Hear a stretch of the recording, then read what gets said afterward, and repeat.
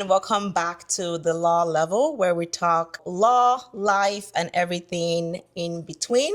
I'm your host, Zintiet, and today's episode is such an important conversation because we're exploring an alternative path to becoming a lawyer in Canada, which is studying law internationally and returning to Canada. So I have my guest today who attended Leicester University. You got it. And later returned to Canada to complete our NCA exams while also securing an articling position.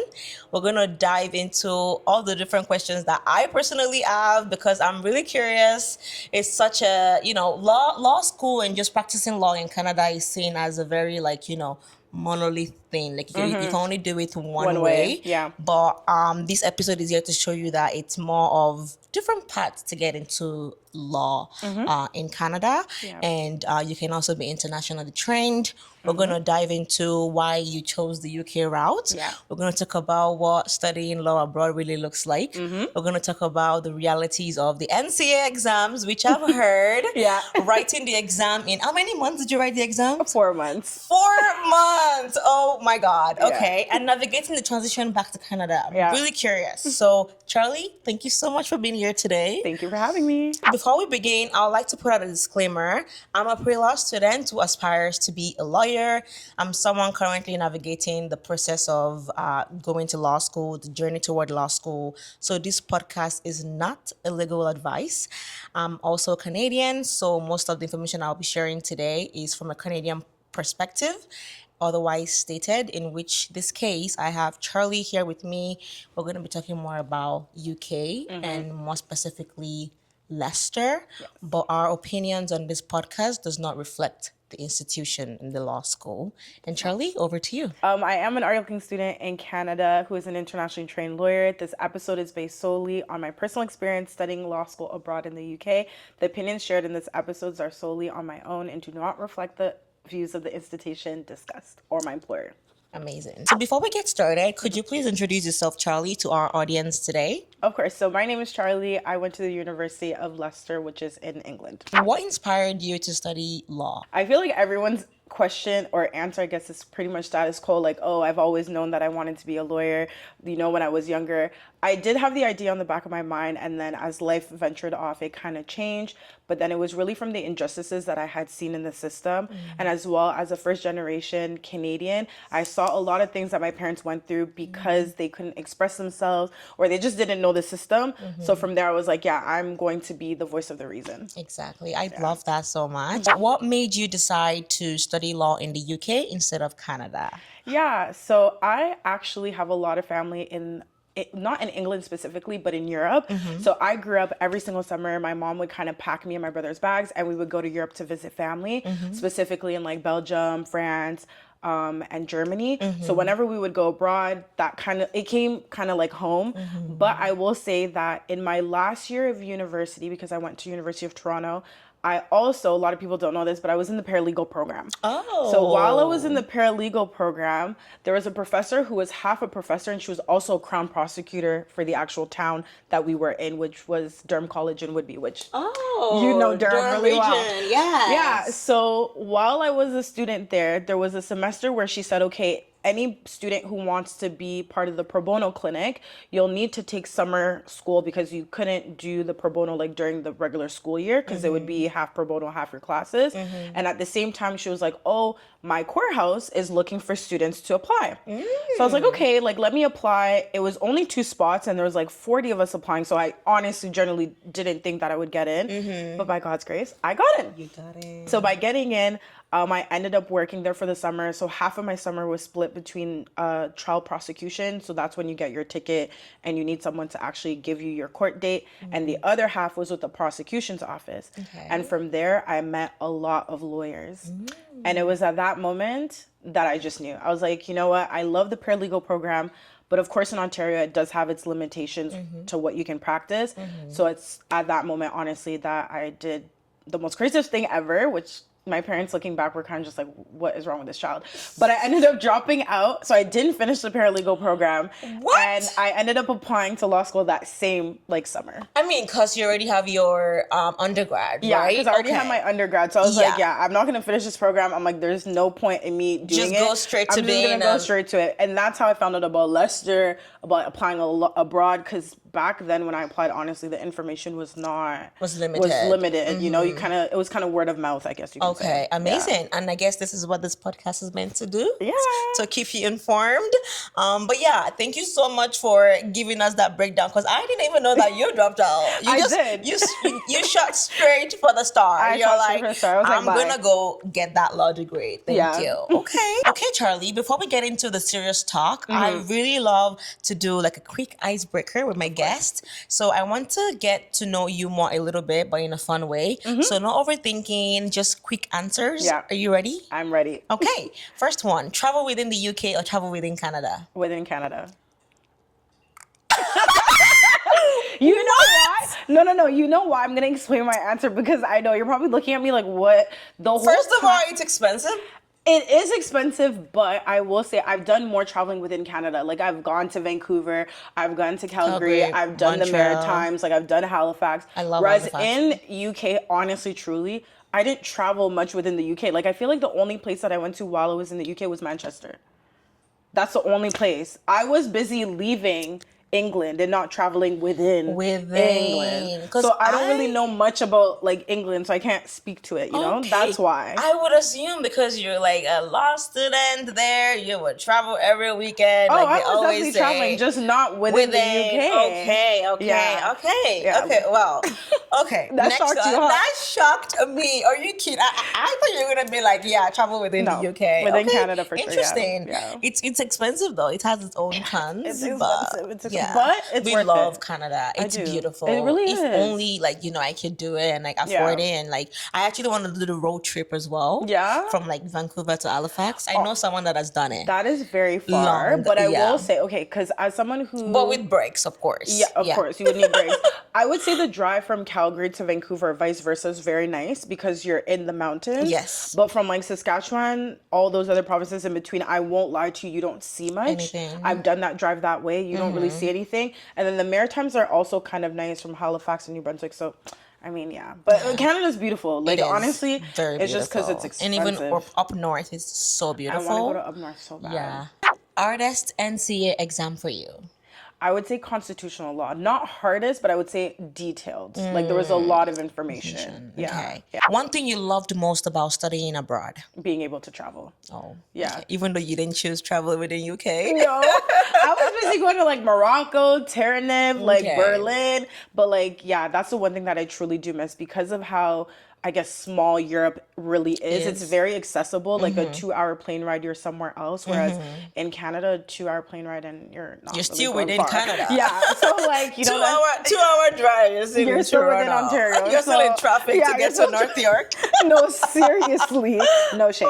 We love Toronto, but yeah, that's the only thing that I would say, that I miss the traveling. One word to describe the NCA process. Humbling. Ooh.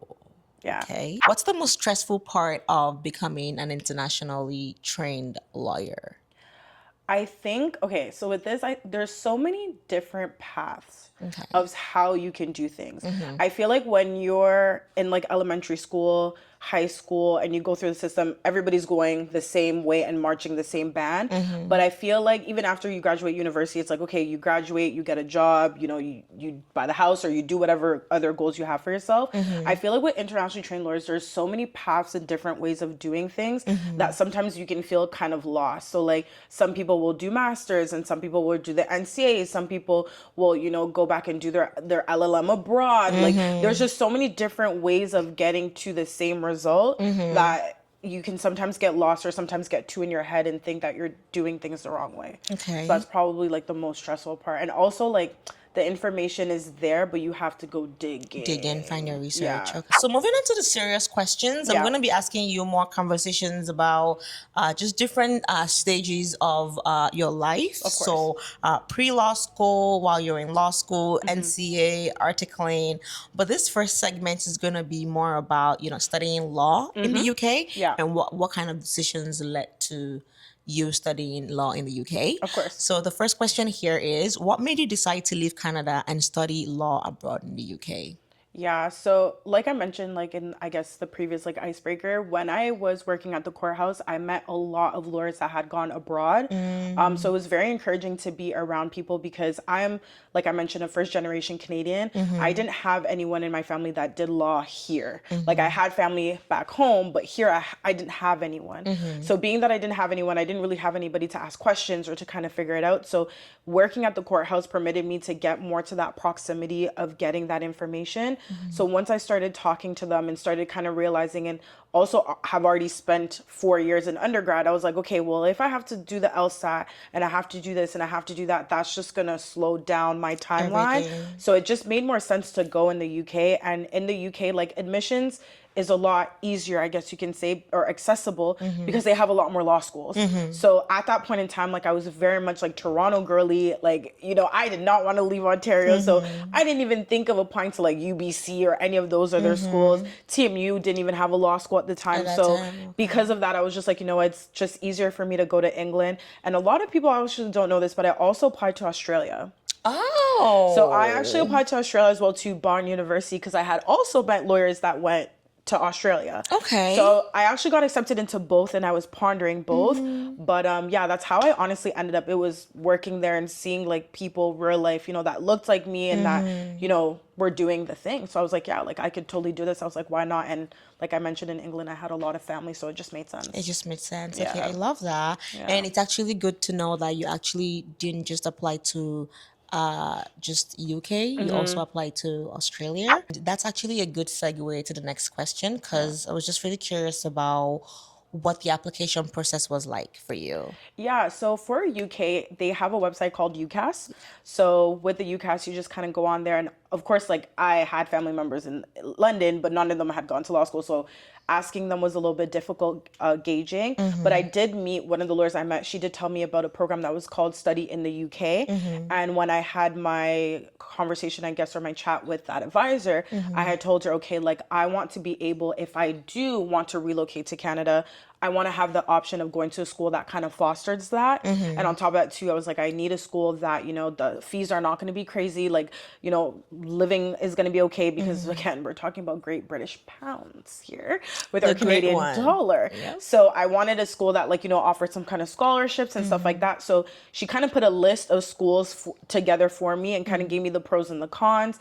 And then I kind of picked from that list and I kind of applied, but it's fairly simple. It's kind of the same as here. You just go on the website, you pick the schools, you pay, and then I got my references, personal statement, you know, my transcripts and all that stuff and applied. And then that's how it really worked. And then with Australia, I only knew of Bond, so I kind of just went on the website and just applied. Applied there. I was gonna ask that. I was gonna say the UCAS, did they also have the Australia application in it? No, It was so separate. UCAS was Okay, just perfect. England, and then Bond was like a separate one. And I think on Thursday, if I'm not mistaken, it was on the school's portal. It's self-directed. Yeah, it's okay. self-directed. Yeah. Okay, and just another disclaimer that I forgot to mention. Yeah. The information we're giving you right now is not for this year. Yeah, because So- things have changed. Exactly. Yeah, things have And the question changed. I was gonna ask as a follow-up question is actually during that time, how many schools could you apply to on UCAS? During that time, if I'm not mistaken, it was 6. Okay, so If I'm now not it's mistaken. 5. Yeah. So you might be listening to this in, I don't know, 2030, and it's like 2 or whatever, or Yeah. it's more expensive. Oh, more expensive. Yeah, I think back so- then it was like $60, Okay. which in comparison to applying to law school in Canada is a lot different. Because I cheaper. feel like the Oh schools my it's like 300 or God. something like that.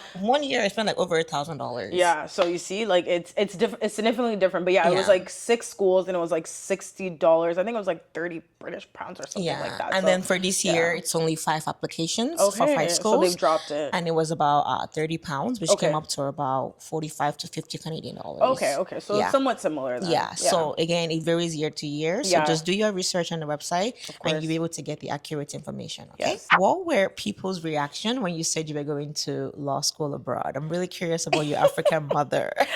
You know what's funny is that when I applied, I didn't tell anyone. So the only people who You're that knew- kind of people. Yeah, no, but the only people who, because I I'm the type of person that like I want things to happen and sometimes I don't know necessarily how I'm gonna How? do it. So I didn't want to like go out there and be like, hey guys, I'm applying to law school, I'm doing this, and like I wasn't sure how it was gonna That play was out. me. I wasn't sure on how it was gonna play out. So when I applied, the only people who knew were my professors because they had to write me my references. And I had one really like close friend that was also applying, but she was applying for her master's instead. So she had applied to some schools in England and she also applied to Bonn University. And she was one of the few people that had read over my personal statement. But if not, nobody knew. It's not until I still have a video actually on my phone of when I actually got in. And I Oh, told my mom, I was like, beautiful. hey, like, I'm actually done with the paralegal program. I'm going to law school.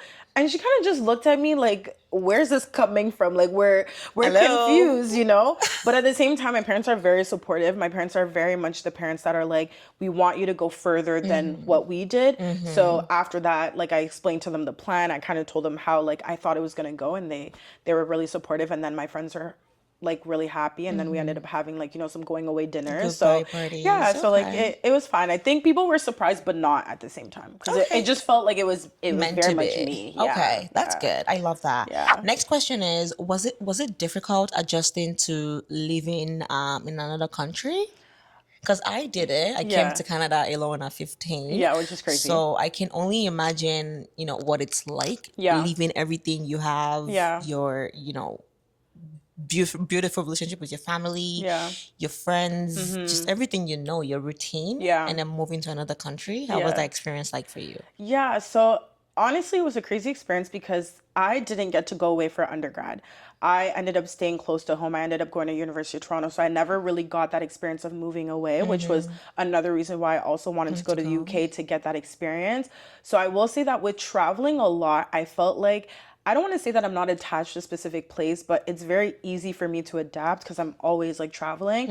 So I feel like when my then boyfriend, now husband, when he dropped me off, it felt like it was just another trip. Like it was like, oh, Mm. okay, we're in another trip, like we're in another country, but it's not until he left me to go back home and I stay there by myself in my own flat. I was like, oh, okay, like I'm really doing this. And then, but what also made it easier is that I started law school during COVID. So I kind of met some online friends through like, class, like when we would join classes online. So when I actually moved to England, because I only had to actually be in England for a year, again, Physically. this is because of COVID, things have changed. But I only had to be in England for a year. So I feel like because I already had like my friends, it didn't feel like I was alone moving. So I had like one or two friends at the time. And then obviously the group expanded, but it didn't feel like I was doing it alone. So it wasn't as scary. And then like I was going home a lot. He was also visiting a lot. So it wasn't too bad. But I won't lie, in the beginning, it was a little bit of an adjustment. I was like, oh, okay, like I'm This is really new. doing this. Like it's a difference of it being on paper and then you actually Living doing it. it. You're just like, Yeah. oh, okay, like I'm really here by myself. Like I'm 8 hours ahead. Like when I call people, they may not answer. Like, yeah. That's when it hit me that I was, doing it. Wow. Okay, so this next segment is going to be more about your law school UK experience. So we're going to be asking more questions about like the institution, Yeah. what was like studying abroad, and all of those stuff. Okay. Yeah. So first question here is, what was law school in the UK really like? What was the teaching style compared to Canada? Yeah. Just really curious about that. Of course. So I went to University of Toronto for undergrad, and I feel like UFT is known for being like more rigorous than like other schools. So I feel like the teaching style was fairly similar. The only thing that I will say is that the weights of the assignments were different. So in law school in England, they had things such as formative assignments and summative assignments. I always get them confused, but one assignment is you submit and it's not marked, but you Okay. still get feedback, but you still have to submit it because you'll get in trouble if you don't. Oh. And then there's other assignments that are like actually graded and marked. But I remember like it was yesterday when I opened up the tort syllabus and it was like, yeah, 95% of your mark is reliant on this one exam. So that was the part that was was very scary, I guess, and was different from my U of T experience, because U of T, it was more like you had a midterm and then you had your finals and that was Assignments, it. You know, assignments. You had a presentations, little bit of here things and in there, between. You got like 10% easy marks for tutorial or attending participation, class. attending class, but there was none of that. So that was fairly different. And then as an international student, you obviously have to make sure that like your attendance is at a certain level, because the school is pretty much sponsoring you. So having to be used to like tapping your card and making sure your attendance is at a certain percentage, because if not, you can get kicked out. So that was what I would say was different, but like the teaching style itself was pretty much the same, like very autonomous, very much the professor comes, teaches. If you want to make more out of it, then great. If you don't, then, you know, you're on the shorter end of the stick. But it was very similar in that sense, so it wasn't really different, but maybe the marking scheme and stuff like that is different. And a lot of the grades too, you couldn't appeal, because again, I don't know if this changed, but I remember when I was there, your assignment was read by 3 different people. So by the time you got your mark back, that was it. Like there was Ain't no nothing more to be appealed here. no, there was no more no, like whatever was your grade was whatever was your already grade. So validated. yeah, Interesting. that was different. Just a follow-up question. Yeah. I know you had mentioned that you went to Leicester Yeah. Law School, and they, according to their ad that Yeah. I've seen on Instagram and Yeah. YouTube, they preach that they have Canadian classes, Yes. Canadian law classes. They do. So just really curious about that, Yeah. and how did you find that it helped you, and especially returning back to Canada? Of course. So yeah, so Leicester is one of those schools that fosters a lot of Canadian students, which makes it even better, kind of homey, because you feel like, oh, okay, like, you know, when I'm talking to someone about Scarborough or Brampton, they know what They I know, mean. They yeah. can relate. So depending on if you're in the 2-year or the 3-year program, will depend when you get these classes. But they did have Canadian constitutional law and foundation law. So those were kind of like the Canadian modules that you had, and you had the choice, I think, of picking other ones. But those are the 2 that I got in the 2-year program. But it kind of does set you up for success in the sense for the NCA, because at least you're not going into writing your NCAs not seeing it at all. Okay. Like I feel like when I was reading my NCAs, I was like, okay, like even though I Heard about briefly it saw it, before. like I've heard it before, I've seen it before. So in that sense, they do a really good job. And that was actually one of the requirements when I was talking to the agency. I was like, if for whatever reason, like, you know, I want to stay in England, I still want to have that door open to going back to Canada, and I still want it to be easy. So that's why Leicester, I feel like, it's a lot of Canadians pick, because they do have those Canadian modules. I love that you answered that question, because I guess for me, if I'm doing my research, or Yeah. other students, I'm sure, like, you know, some students are considering the fact that, okay, I'm going to the UK, I'm taking this path, Yeah. but what if I want to come back to Canada? Yeah. I just don't want to be taught the law the way it is in the UK. For I course, want to be yeah. able to understand what it's like in Canada. Yeah. So it's good to hear that, you know, Leicester. Yeah, because they're both does- Commonwealth, right?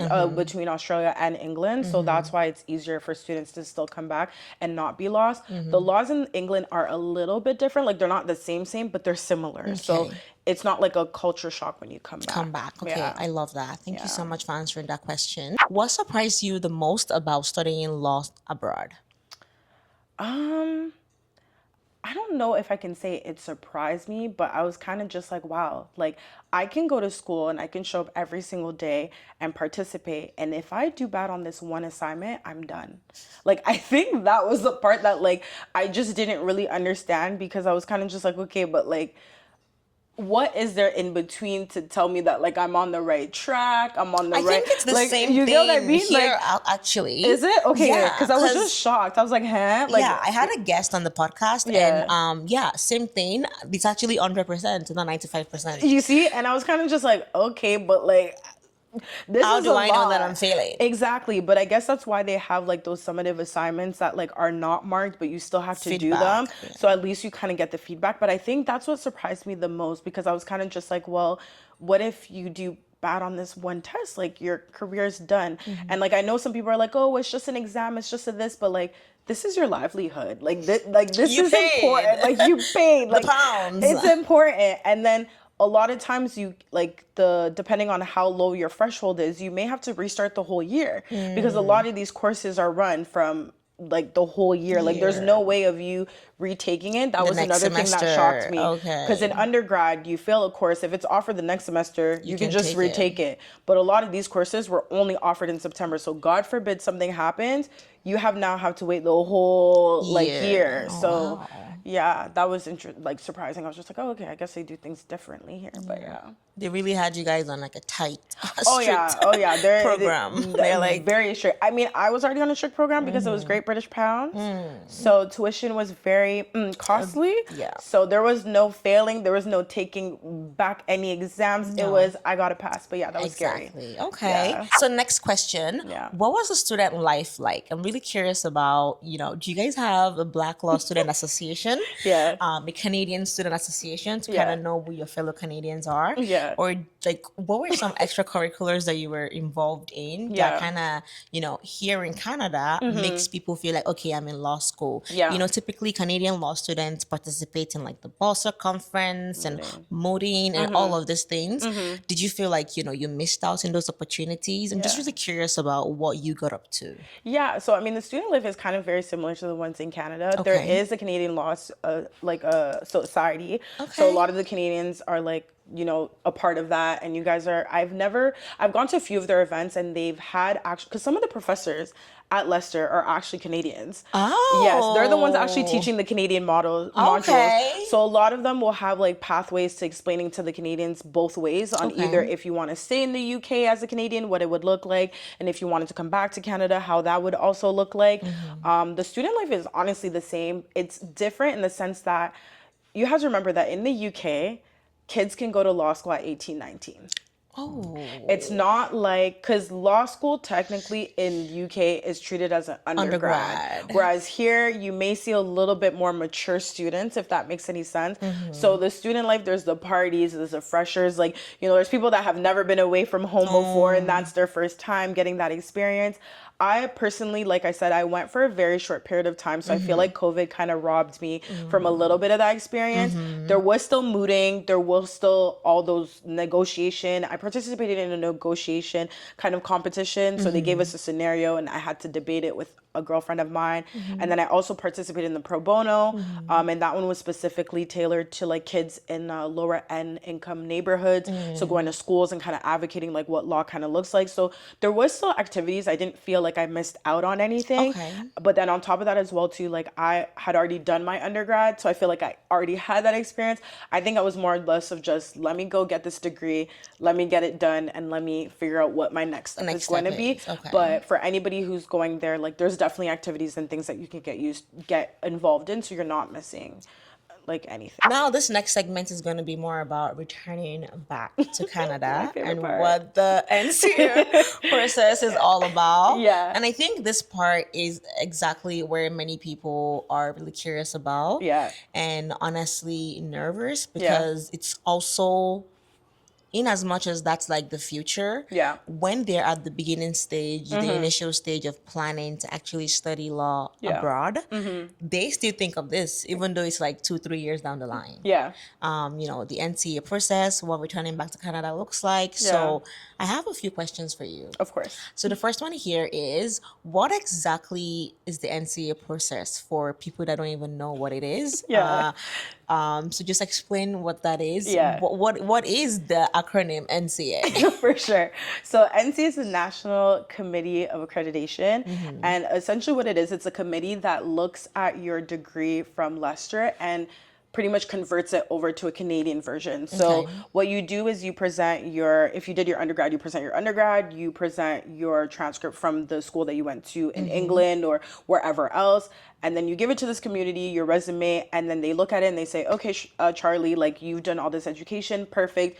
You are now eligible to write the NCA exams, which will then allow you to be eligible to write a bar exam and do the articling and kind of mainstream with the rest of the like Canadian students that went to school here. So that's what they essentially do. Okay. Next question. How intense was preparing for the NCA exam? Like, how many exams did you have to take? So I did the 2-year program because I already had an undergrad. So I had to do 7 exams plus legal research writing course. Okay. Things have changed. I heard. I've heard there's been doing some changes, In and I'm like, indigenous course? yeah, so there's now an Okay. indigenous course and an English English course. language. Yeah.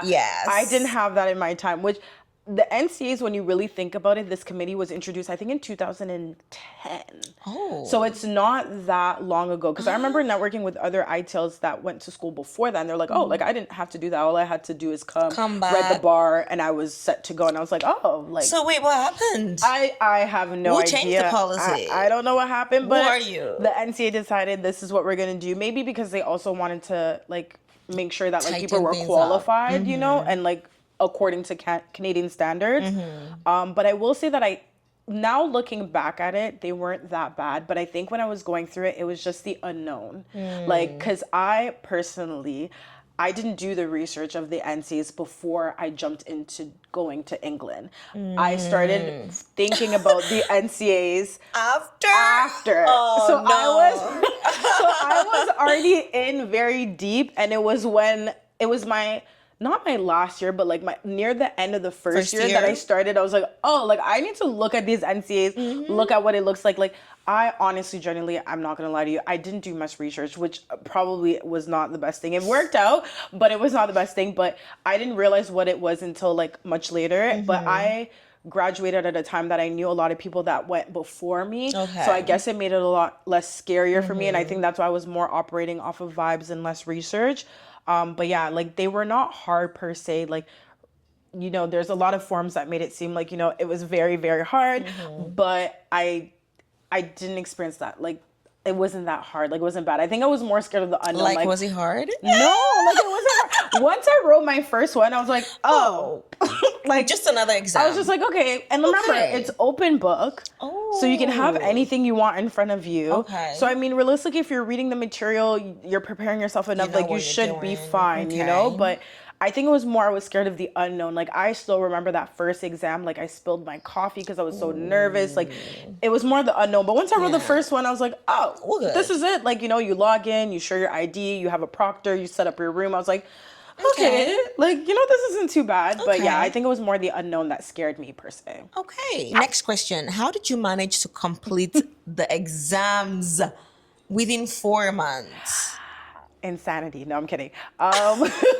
So essentially, this is my timeline. So I graduated in 2023. You don't get your marks until you walk the stage. Okay. So even though you know you're going to graduate, you're ready, the school doesn't release your grades until after you walk the stage. So after we walked the stage, they gave us a website. We were able to send our transcripts electronically to the NCA. And then I got my assessment back in September. I sat my first exam in November, which was professional responsibility. And then I wrote, December, there's no exams. Okay. Because it's closed, so I don't count it as a month. And then I wrote 3 exams in January. I wrote constitutional, commercial, and foundations. And then I wrote 2 exams in February, which was criminal and business org. And then I wrote my last one in March, which was admin. But then at the same time, from January to March, I did the legal research writing course. Okay. So I did it all like at the same time, like concurrently. Yeah. Okay. Yeah. Interesting. So that's how I was able to finish that 4 months timeline. 4 months.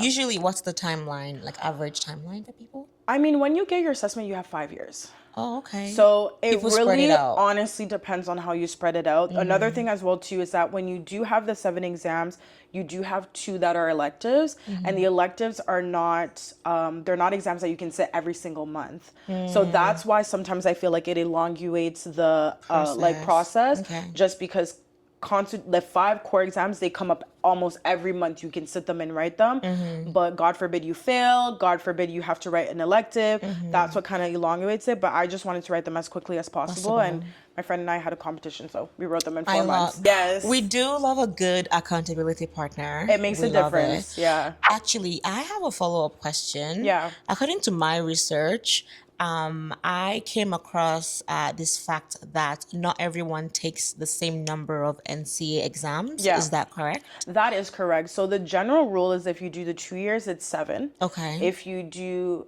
well, now I guess with that indigenous, it would be 8. Okay. And then if you do the 3-year program, you're supposed to take 5. Okay. But truth be told, that's the general rule, but it changes. Because Okay. I've had friends who did the 3-year program, but had to write 6. So I guess it depends on your grades. It depends on like your background. Because when you're sending all this stuff to the committee, you're including your undergrad, you're including your transcript from law school, your resume, your experience. So I don't necessarily know, but the general rule is 5 and 7. Okay, That's the interesting. general rule. Good to know. Yeah. And I also wanted to just highlight that the NCA exams and just taking that exam is another pathway. Yes. After studying law abroad, you don't typically have to take the NCA exam. You can actually just go straight to apply to get your LLM. Yeah. And in Canada, I think there's 3 schools. Yes. To my knowledge, it's UBC Fraser, so Simon Fraser, Osgood, and U of UFT. T. Yes, Yeah, those that's are the 3. that I know. Yeah. Again, information might have changed, Yeah. but yeah, if you do study law in the UK or anywhere abroad, you can always come back to do the NCE exams. Again, the number of exams varies according to your different Assessment. factors and the assessment. And then the other option is to do your LLM at Yeah. any of the schools that offer it. Yeah. So just wanted to put that out Oh, there. Calgary also does it. Oh, okay. Yeah, Calgary also has a foreign one, and I think Manitoba now has one Okay, too. okay. So it's expanding. Again, yeah, it do your changes. research, Yeah. but NCA exams are not the only option. Just No. wanted to put that out there. Yeah. And hopefully we have a guest here that we can be able to invite for Mm-hmm. another episode to talk about, their internationally trained process of studying law abroad and then coming back here to do the LLM because we have Charlie talking about our experience during the Yeah. NCA. Yeah. And then the other person can talk about the Their LLM LLM. approach. So next question here is, what study methods do you think helped you and strategies that helped you to complete your exam within that 4 months? You're shocked, huh? I am shocked. What I would say was honestly discipline, and I think that arises from, again, the autonomous way of learning, because when you're doing the NCAs, nobody is there behind you. With the LLM, I know that you have to maintain a certain GPA, but with the NCA, like, if you don't study and you fail, like, that's literally on you. I don't know if they have an appeal process, but it's very autonomous and you have to do it on your own. Self-study. Yeah, like self-study. And self-study, honestly, people are like, oh, it's so easy, but like, it's hard. not. You need to find the discipline, and like, especially that, like, I was writing constitutional, I had to study over the holidays. So, you have to have that discipline Too much, to yeah. lock yourself in the room and be like, okay, I'm going to study.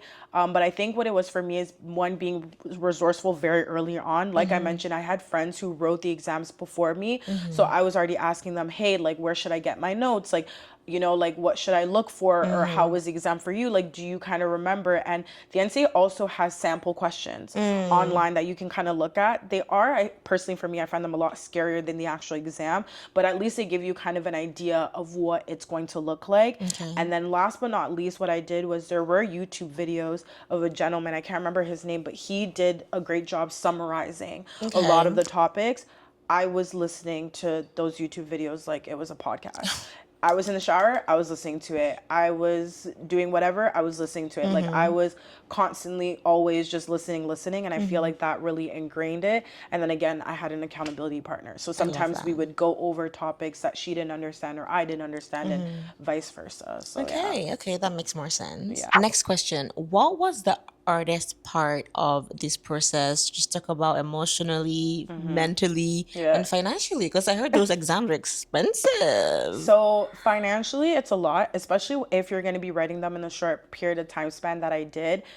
Because you had to register for your exam sometimes 2 to 3 months before. So I want to say, just on notes and exam alone, I probably spent close to $6,000. But I mean, sorry, I get, what? yeah, 6,000. But compared to the LLM, which is like 30, 20, 6,000 I is heard not. those are expensive Yeah, too. it's not as bad, but I will say that financially, again, like, it's hard, but I was working remotely, thank God, which helped, because I was able to work in the morning and then study at night and then interchange. You were also working while doing the exam. I was full time, but I feel like working kept me accountable. True. Because I Kept knew, you sane too. Yeah, I knew I had to work from 9 to 5, and then 5:30 or 6 was my time to chill, and then I would have to study, because I feel like if I had too much time, I would not be studying or doing what I needed to do. But financially, yeah, it is a lot back to back, but thank God for that, and like my parents and my husband, like, thank God for them because they held it down in other areas. Mentally, it is exhausting. I will say that I'm lucky again that I had a partner to go through A a good lot. support system. Yeah, like a lot, and someone to vent to and just get it. I feel like if you're not in the law process, it's so hard to explain how it really works to someone who's not in it because they're kind of just like, what do you like, What what do are you you talking about? mean? So having that partner was really good. And again, it's just the world of unknown. Some people are doing the LLM, some people are doing this, and then you go on like some forums and you're seeing people that you graduated with that are already doing this and doing that, and you feel like you're just behind in that imposter syndrome. So it's a lot of different things that are going on, and that's why I always tell people focus on what you have going on for yourself, because at the end of the day, your path is yours. And I feel like I did a really good job at blocking out the noise That's because good. it could be very overwhelming on Noisy. how people do things. Yeah. So that was another thing too. But yeah, like mentally, like at some days I'm like, oh my gosh, like I don't know what I'm doing. Like I'm like, I don't know. But it ended up working out. So That's just good. trusting your gut as well too. But yeah, financially, it's heavy. It's a Prepare lot. yourself. Yeah. Yeah. Next segment is going to be more about securing an article in position because I Yeah. know you did that.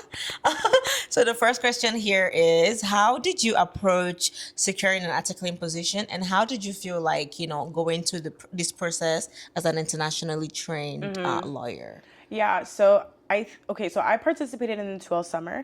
2L summer Oh. recruit is essentially like your summer student. So it's between May and August because the Canadian students go back to school in September. September. So you're kind of like a summer intern. So when I participated in that recruit, I will say I was very tunnel vision. I was very much, I want to work for these 10 firms. If it's not these 10 firms, I don't want it. Okay. And I think when I went into articling recruit, because for 2L summer it didn't work out, I feel like I expanded myself a lot further, like my horizon. Okay. I didn't limit myself, and there's a lot of areas of law that I didn't know and I never even thought of looking at because I was so tunnel vision. So I feel like expanding where I was applying and the areas of law that obviously increased my chances because like you're applying more places. I will say also having intentional coffee chats. I feel like when I did 2L summer, I was just having coffee chats just to have them. For Yeah, vibes. it was like, oh, it's recruit season. Oh, you're an associate. Hey, like, can we go out for coffee? But for articling, I was very intentional about who I was reaching out to, the conversations I was having, and I was more treating of coffee chats as a way of building a relationship, a way of Okay. building my little black book. Whereas 2L summer, it was just, okay, let's meet, you're this, okay, cool, I'm gonna put your name on my resume and I'm gonna keep it going. And I realized that like it's good to name drop people and it's good for people to know you, but if you haven't built that true honest relationship with them, it's not gonna serve you anything. So I feel like with articling, I really changed that, I refined that, I was very intentional with what I was doing. I feel like being internationally trained, like as much as I do know that like out there's still a little bit of that stigma, I will say that the only thing that was disadvantaged was the timeline. Okay. So a lot of the timelines are obviously circulating around the JD students, the Canadian Here in students Canada. here in Canada, and not the ones abroad. So it made it that like, because that's another thing that shocked me as well too about England, is that school starts in October and actually ends in May. Because in the month of April, you have 1 month off of school. Oh. Whereas the kids here, they're done by the month of April. And May they're starting. So when you're trying to figure out when to apply and do all these things, you're kind of behind because the timelines don't add up.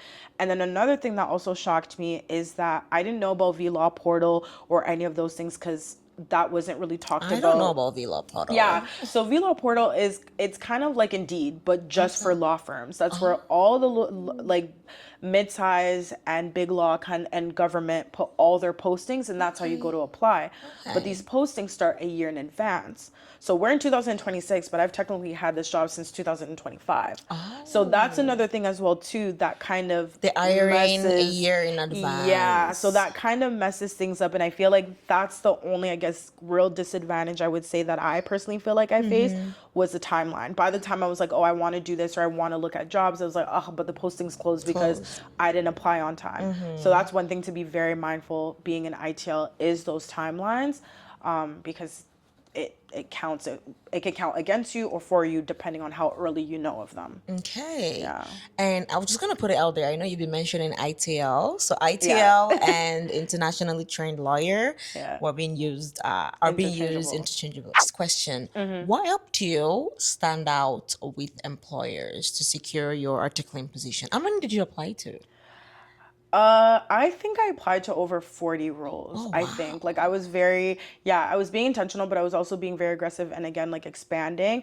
I think what like stood out to the employers is that during the time that I was in law, especially my second year, I started being very intentional about building my resume and Okay. finding experiences that made sense. So Okay. I had the opportunity of working for the Law Society of Alberta. I had the opportunity of working for a lawyer who had a criminal law practice. I had the opportunity of working in fintech. So I feel like because of that wide range of things that I got involved in, doing panels, volunteering, I feel like those were things that I could talk about and I could relate back to like the law firm to kind of prove that like I was a person like that was of interest or of importance. I feel like also being bilingual is also, She's I'm bilingual. I do speak bilingual. French. So I Je feel like je m'appelle. m'appelle Charlie. Okay. So I feel like because of that, that was also another further step. But I didn't allow the downtime that I guess I would say to do nothing. I was, again, nurturing, networking, going to events, speaking out to people. I didn't let that time where I wasn't articling or working towards my goal like go for nothing. Like I was Okay. taking advantage of it. So I think that's what made me stand out to employers. And also doing your research. The same way that the firms are interviewing you, you're also interviewing Interviewing them. them. So going out of my way to know, okay, well, like this person that I'm sitting on this panel, like what was interesting Does about your XYZ. case, or like, why did you do this? So questions like that also show that like you're involved and you're not just there to answer their questions. Next question here is, what advice would you give internationally trained law graduates Yeah. trying to secure an articling position right now? I would say be intentional. Be intentional about the coffee chats that you have. I say put yourself out there. I feel like when I first came back from England, I kind of put myself in a box before I even applied for the 2L summer. I feel like I was kind of just like, oh, well, I'm internationally trained. Like, I should just kind of just put myself in this box. But once I started going out to events, I was like, oh, okay, like, the horizon can be wider. So I will say, like, expanding your horizon and not being scared to take those opportunities and taking especially those risks, because I feel like I took a lot of them throughout my journey and it really paid off. But also being patient, being nice to yourself, and not comparing yourself. I know it's easy to get online and see what other people are doing and be like, oh, I'm behind or I'm this, but I really feel like being rooted in what you want to do and where where you're going is what's going to get you to where you need to get to. And yeah, just talk to people, get out there. Lawyers love to talk about themselves, as I have for the last like God knows how much An long, hour. an hour. But yeah, just meeting up with people, meeting up with other alumni, especially Leicester alumni. They were so willing to They help and studied, chat and yes. yeah, taking advantage of the resources that you have, like so many of them out there. So yeah, take advantage of them. So this next segment is going to be more about the reality, pressure, and the resilience that we've seen that you faced. Yeah. Thank you so much for sharing your story. So the first question here is, do you agree with the misconception Yeah. that people have about students who study law abroad in the UK? We know there is a forum, Reddit, Forum. that people Yeah. just go on and yap and talk and oh my God. What do you have to Yeah. say about that? So, okay, to get into law school in the UK, we won't lie, it is easy. Okay. Easy in the sense that the admission is different because you don't have to write the LSAT and there's so many schools. Like, I think in Canada, I don't know, I want to give a figure, it could be right or wrong, but let's say there's 10 schools. In the UK, there's like 40. So, of course, the odds of you getting in the UK, of course, also with the Higher. LSAT are higher.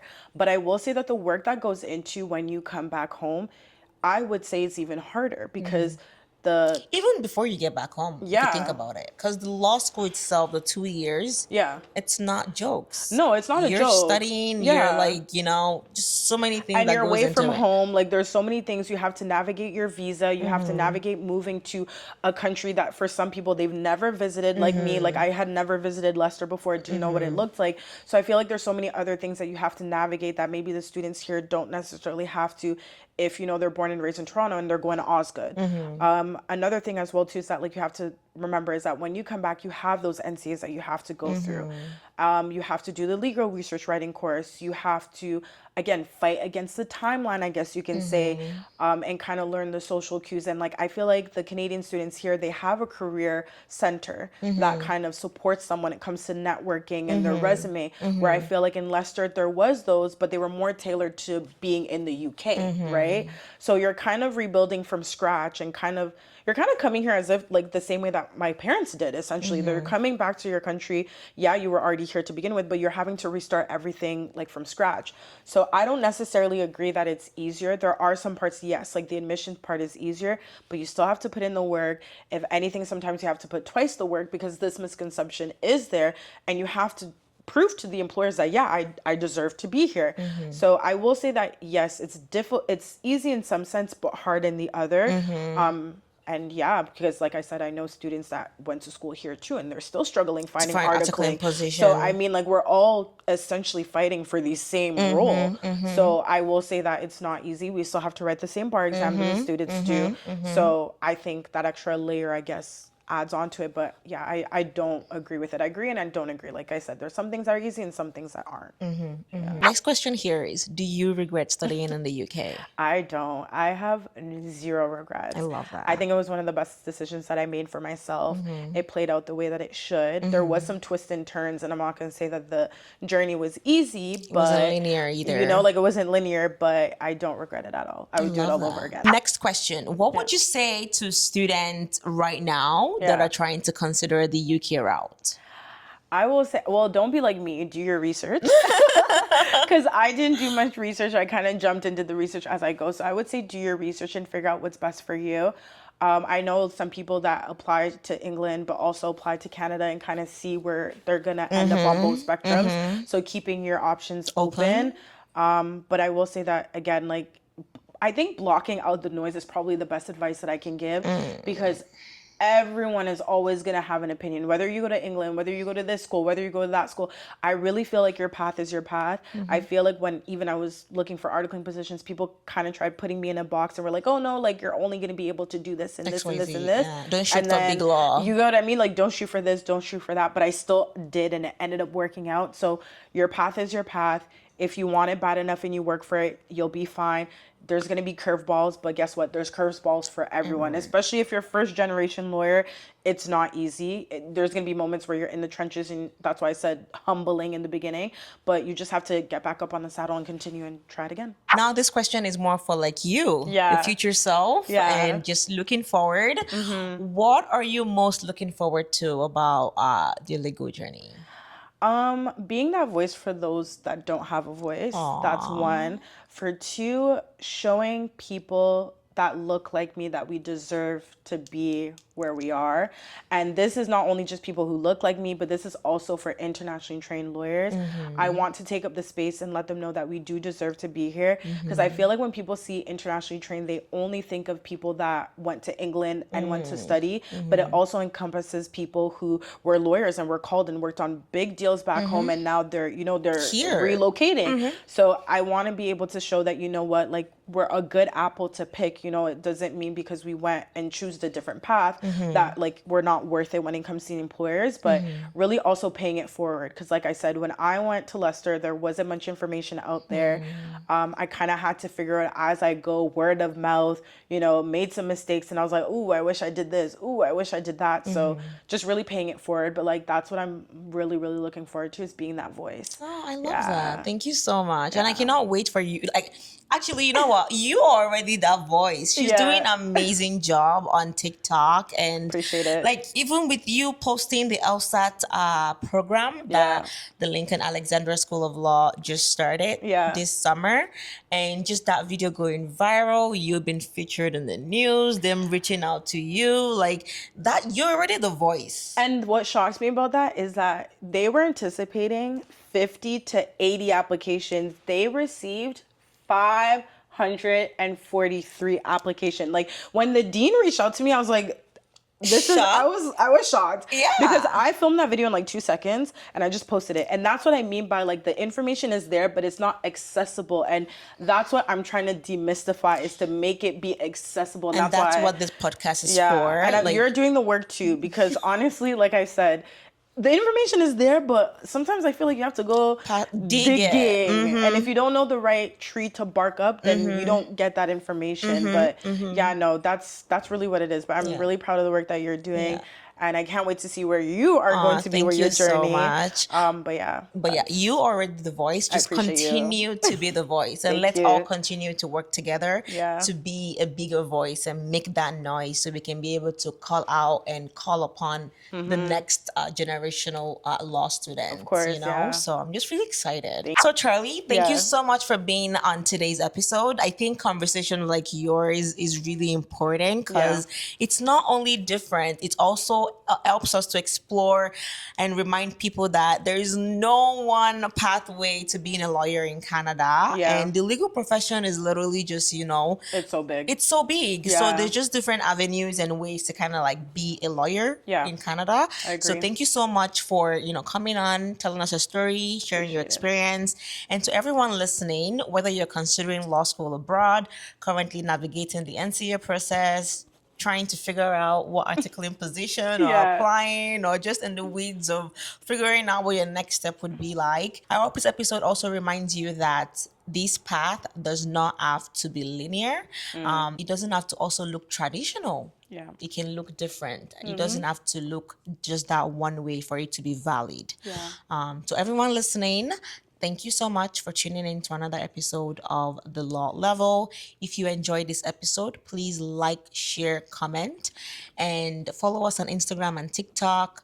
Share with any pre-law student or just anyone interested in the legal profession to learn more about law, life, and everything in between. I'm your host, Zintiet, and your guest, Charlie. And I'll see you in the next episode. Bye. Bye.